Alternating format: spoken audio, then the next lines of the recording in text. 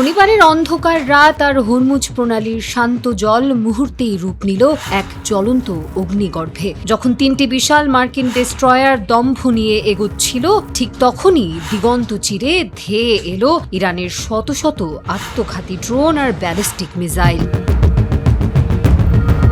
পেন্টাগনের কথিত অজেয় জাহাজগুলো আজ ওমান সাগরের দিকে মুখ লুকিয়ে পালাচ্ছে। তাসনিম নিউজ এজেন্সির তথ্য অনুযায়ী ইউএসএস ম্যাসন, ট্যাক্সটন এবং রাফায়েল পেরাল্টা নামের তিনটি বিশালাকার মার্কিন যুদ্ধজাহাজ আজ ইরানের অব্যর্থ নিশানায়। ঝাঁকে ঝাঁকে আত্মঘাতী ড্রোন আর বিধ্বংসী ব্যালিস্টিক মিসাইলের আঘাতে পঙ্গু হয়ে পড়েছে মার্কিন এই রণতরীগুলো। মার্কিন সেন্ট্রাল কমান্ড পাল্টা হামলার দাবি করলেও বাস্তব চিত্র বলছে ভিন্ন কথা। আইআরজিসির তোপের মুখে টিকতে না পেরে লেজ গুটিয়ে ওমান সাগরের দিকে প্রাণ ভয়ে পালাচ্ছে পেন্টাগনের কথিত টেররিস্ট ফোর্স।